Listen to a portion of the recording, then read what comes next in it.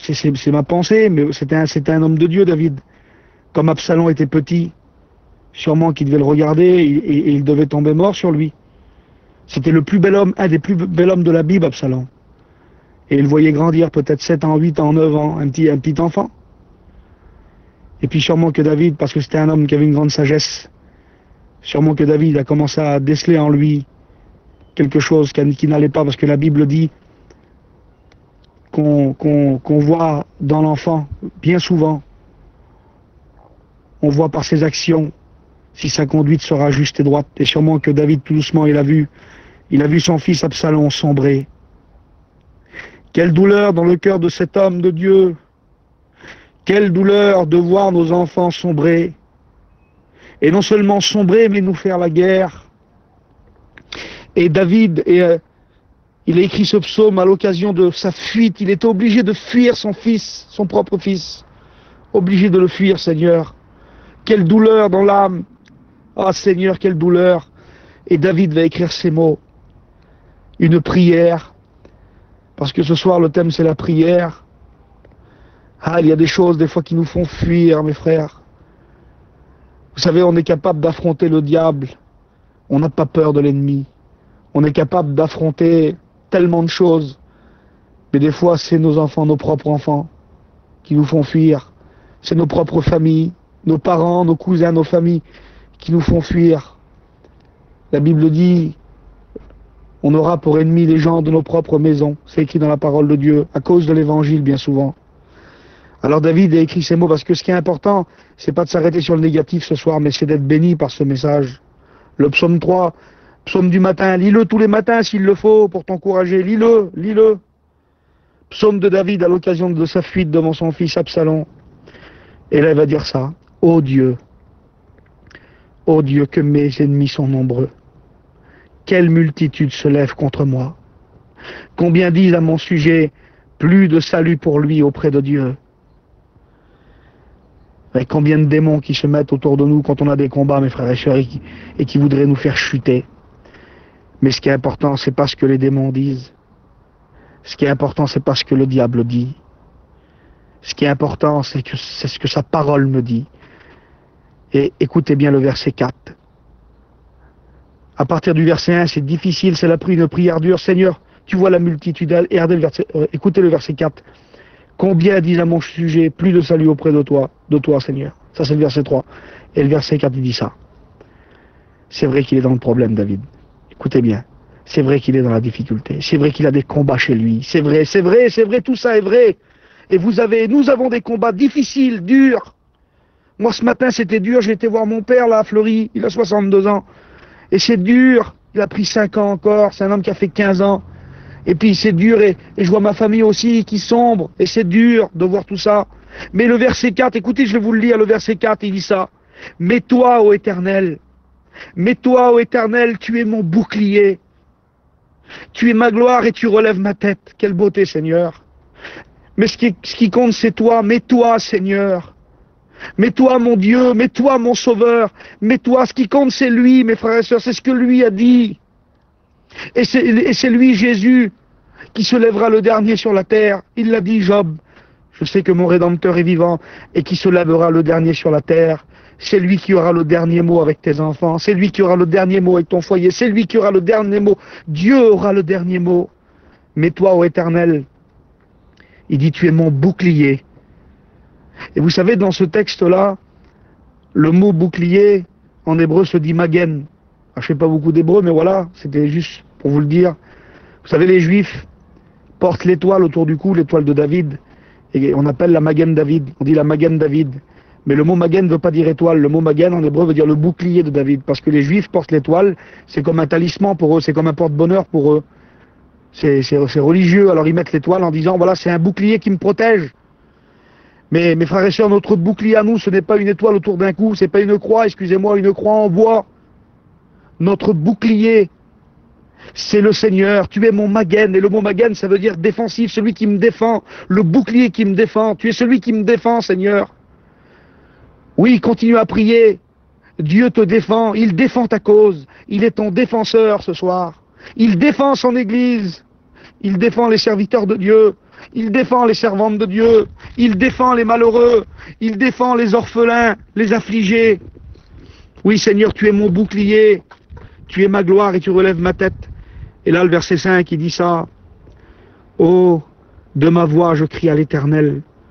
Et c'est ce que nous allons faire dans les quelques minutes qui vont suivre. Ah, Seigneur, que des voix se lèvent ce soir. On est 153, mes frères et sœurs. Que des voix se lèvent pour louer Dieu. On a plein de combats, on a plein de difficultés, mais on va continuer à le louer, à l'adorer, à l'aimer. Il est notre Père. De ma voix, je crie à l'Éternel. Et écoutez bien, et il me répond de sa montagne sainte. Quelle beauté, Seigneur. Oui, notre voix, elle part là. Moi, je suis en dessous de mon store, là. Je suis à côté de l'église, sur le parking de l'église. À côté de moi, il y a un cimetière. Je suis là. Et de ma voix, je crie à l'Éternel, je vais prier. Et ma voix va monter, appuyée par le Saint-Esprit. Dans le nom de Jésus, elle va monter devant le trône de Dieu. Et de haut de son ciel, Dieu va entendre ma voix. Et le texte dit ça. De ma voix, je crie à l'Éternel, et il me répond de sa montagne sainte. Pause. J'aime ce petit mot qui est dans les psaumes souvent. Pause, pause. Oui, il est bon de faire une pause avec le Seigneur. Il est bon de faire une pause avec les frères et sœurs le soir sur Zélo à 22h30. Il est bon de faire une pause le matin dans le spirituel avec la parole. Il est bon de faire une pause. Il y a des chrétiens peut-être qui se connectent le soir. Merci Seigneur. Mais j'ai une parole sur mon cœur pour quelqu'un, peut-être tu es tellement agité. Tu es tellement pris des fois par le commerce, par les choses, par les agitations des combats. Il est bon de faire une pause ce soir. Viens te reposer en lui.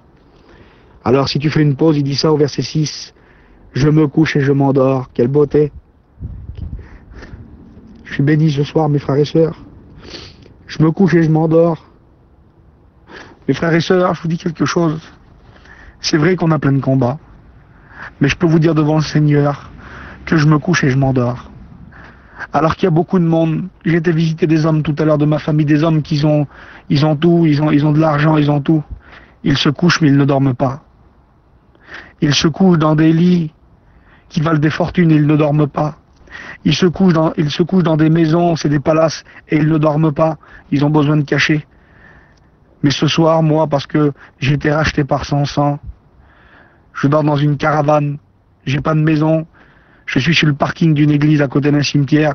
J'ai une petite caravane, une vieille caravane de cuisine à côté. Mais je peux dire avec mes frères et sœurs, je me couche et je m'endors en paix. Car toi seul, ô Éternel, tu me donnes la sécurité dans ma demeure. Oui, je me couche avec toi. Et il dit, je me réveille, car l'Éternel est mon soutien. Moi, le psaume, il me fait un grand bien, là. Je vous le commente et je vous le lis, mais il me fait un grand bien. Je ne crains pas les milliers de personnes, verset 7, qui m'assiègent de toutes parts. Oui, nous craindrons, ne crains rien.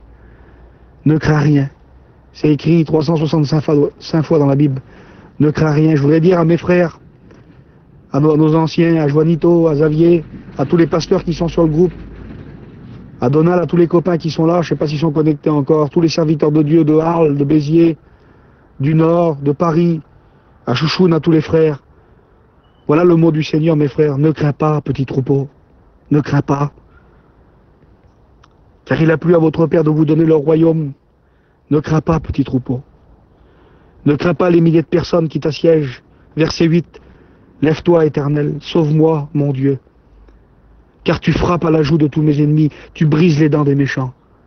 Oui. Écoutez ce soir le petit mot que j'ai pour vous, mes frères et sœurs, que le Seigneur a pour vous. Vous avez des problèmes, le Seigneur va briser les dents. Il va briser les dents de l'ennemi. Il l'a déjà fait à la croix du Calvaire. Il les a livrés en spectacle. Mais il dit, tu frappes à la joue de mes adversaires, tu brises les dents de mes ennemis.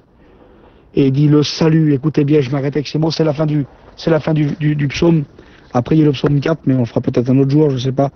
Ce soir, c'était le psaume du matin, le psaume 3. Le salut est auprès de l'Éternel. Que ta bénédiction soit sur ton peuple. Amen. Seigneur, c'est devant toi que nous sommes ce soir, Seigneur. C'est devant toi que nous sommes, Barodevel. Comme David. Ah, il fuyait devant les problèmes qu'il avait, c'est vrai, Seigneur. Des fois, nous fuyons, Seigneur, on veut tellement éviter les problèmes quand ça touche nos familles, nos enfants, nos entourages. Mais Seigneur, Il a fui, c'est vrai, mais il s'est réfugié en toi, puis il a écrit ce psaume, le psaume 3. Et nous voulons aussi de notre voix crier à l'Éternel. Nous voulons prier ce soir. Nous voulons élever notre voix parce que notre voix, elle monte jusqu'à toi, Seigneur. Tu es plus grand que le problème. Tu es plus grand. Peu importe la situation, tu es plus grand que la situation. Et c'est toi qui auras raison, Seigneur. C'est toi qui as raison. Et c'est toi qui te lèveras le dernier sur la terre. Je sais que tu es vivant. Je te loue ce soir. Je te loue pour mes frères qui me bénissent, Seigneur. Je te loue pour mes frères qui me bénissent par les chants, par les messages. Bénis le groupe de Zélo, Seigneur. Bénis tous les frères, les sœurs. Nous invoquons ton nom, Seigneur. Seigneur, donne la victoire à ton peuple. Seigneur, dans ton amour, relève le faible, Seigneur. Seigneur, merci pour ta parole qui nous encourage. Oui, il y a des soucis, il y a des problèmes, mais nous courons vers toi. Nous courons vers toi comme David. Nous courons vers toi, Seigneur, nous nous réfugions en toi, car tu es le rocher, tu es notre forteresse. Seigneur, je te mets la liste qu'on va lire tout à l'heure à minuit. Tous les besoins, tous les malades, toutes les familles qui sont autour de nous, qui nous combattent des fois, Seigneur. Tous les problèmes immenses. Seigneur, étends tes mains, notre Sauveur. Tu dis dans ta parole, faites connaître tous vos besoins. Alors, Seigneur, nous obéissons à cette parole. Nous te faisons connaître, bien que tu le sais déjà, Seigneur. Mais ta parole me dit de le dire. Faites connaître tous vos besoins, alors je le dis ce soir. Je te prie pour ma famille, mon père qui est à Fleury, dans cette cellule. Seigneur, il n'est pas sorti depuis 4 mois de la cellule. Il a même pas été en promenade, Seigneur, parce qu'il a peur du coronavirus. Il n'a pas sorti de 4 mètres carrés depuis 4 mois. Étends tes mains sur lui. Mais il m'a dit tout à l'heure, Seigneur, et je voudrais le dire aussi à mes frères dans la prière, il n'a pas sorti depuis 4 mois de sa cellule. Mais il a la paix, il m'a dit qu'il avait la paix. Il lisait l'épître aux Romains tout à l'heure, il lit la Bible. Je loue mon Père, je loue mon Dieu. Je loue mon Seigneur. Je loue mon Dieu. Bénis mes frères. Bénis mes frères. Nous te louons. Oui, nous avons la victoire, Seigneur. Nous sommes victorieux en toi. Nous sommes victorieux en toi. Prions, prions, frères et sœurs. Prions, Seigneur, que Dieu vous bénisse.